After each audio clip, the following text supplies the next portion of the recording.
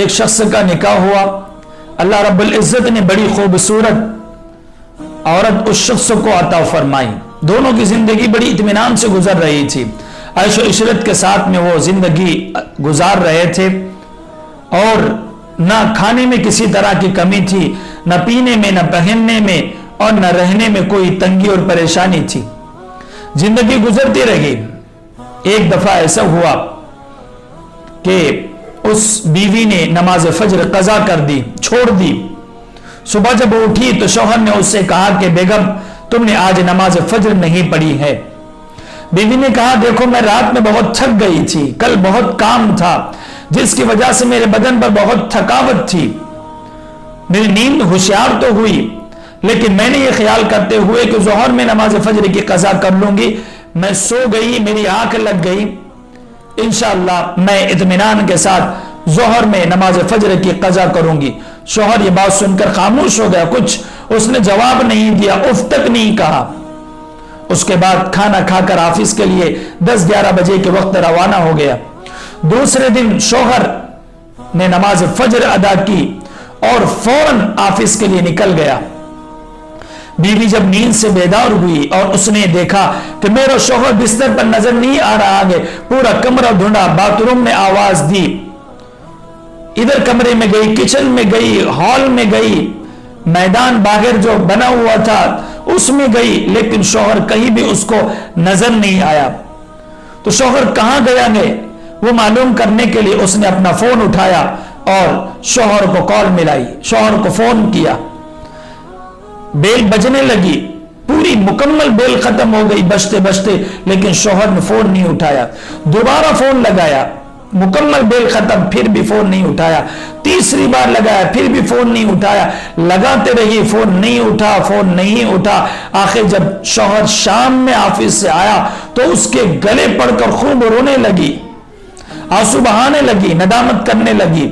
اور اس بیوی نے اپنے شوہر سے کہا کہ میں نے کتنی مرتبہ تمہیں فون کیا لیکن تم نے فون ریسیو نہیں کیا. میرے جان میں جان نہیں تھی, میرے دل میں کیسے وسوسے اور خیالات آ رہے تھے میں تمہیں بتا نہیں سکتی. اور یہ کہہ کر رونے لگی, آنسو بہنے لگے. جب شوہر نے دیکھا کہ بہت زیادہ نادم ہو گئی ہے, بہت زیادہ پریشان ہو گئی ہے, تو شوہر نے سمجھانے کے انداز میں مسکراتے ہوئے اپنی خوبصورت بیوی سے کہنے لگا, او میری پیاری بیوی, اللہ پاک کی بھی کال اذان کی شکل میں 5 وقت مؤذن کے ذریعے سے پوری دنیا والوں کو سنائی دیتی ہے. میں تمہیں دیکھ رہا ہوں کہ اللہ کا مؤذن پکار رہا ہے, اس کے باوجود بھی تم سوتی رہی. جب تم نے اللہ کے اس مؤذن کے پکار پر لبیک نہیں کہا تو سوچو اللہ کو کتنی تکلیف ہوئی ہوگی. آج میں نے تمہارا فون نہیں اٹھایا تو تم رو رہی ہو, بل بلا رہی ہو, اور تم اپنے آپے سے اپنا آپا کھو چکی ہو, اور تم نے اپنے آپ پر طاقت اور قدرت نہیں رکھ سکی ہو.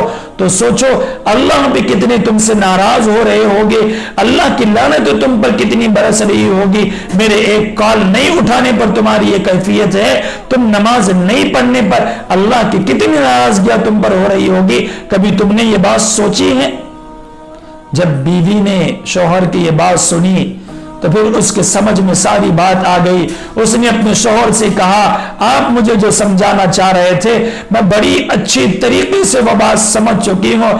آج آپ پر کے ہاتھ پر ہاتھ رکھ کر میں قسم بھی کھاتی ہوں, وعدہ کرتی ہوں زندگی بھر کبھی کوئی بھی نماز نہیں چھوڑو گی. اور پھر دونوں کی زندگی میں نماز آ گئی, اور وہ بھی آج بھی نماز بڑے خوشی اور خضوع کے ساتھ پڑھتے ہیں.